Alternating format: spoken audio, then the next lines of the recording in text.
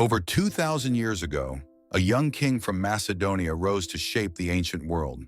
His name was Alexander the Great, a man who built one of the largest empires in history before the age of 33. But who was he really? A genius general? A visionary leader? Or a ruthless conqueror? Today, let's uncover the story of Alexander the Great. Alexander was born in 356 BCE in Pella, the capital of Macedonia.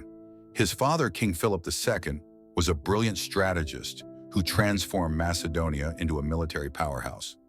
His mother, Olympias, told him he was descended from Achilles, the legendary hero of the Iliad.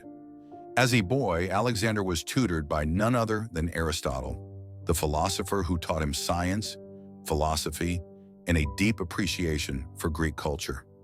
In 336 BCE, tragedy struck. Philip II was assassinated, and 20-year-old Alexander became king. Many doubted him, but Alexander acted quickly. He crushed revolts in Greece and re-established control over his father's empire. He was not just a boy king anymore. He was a leader ready for conquest.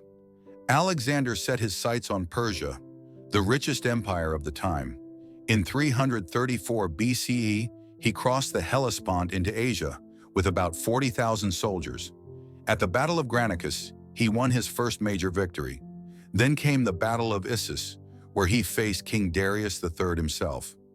Against overwhelming odds, Alexander's brilliant tactics secured another stunning victory. Darius fled, and Alexander began to carve his legend into history. On his march through the Persian Empire, Alexander entered Egypt, where he was welcomed as a liberator. At the Nile Delta, he founded a new city, Alexandria.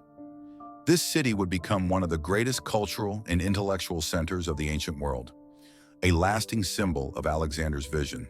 In 331 BCE, Alexander faced Darius again at the Battle of Gaugamela.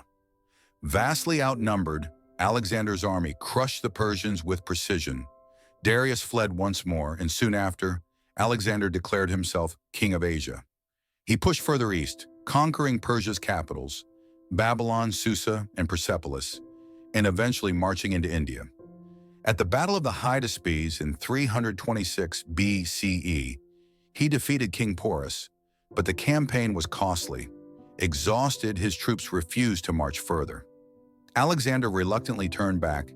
In 323 BCE, at just 32 years old, Alexander fell ill in Babylon and died. To this day, historians debate the cause: poison, fever, or something else. His empire, stretching from Greece to India, fractured quickly after his death. Yet his influence never faded.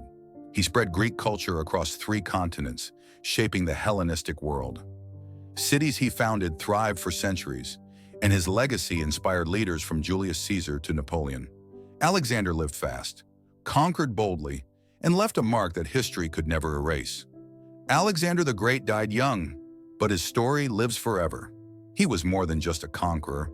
He was a symbol of ambition, vision, and the relentless drive to change the world. His empire may have crumbled, but his legend, that still stands tall.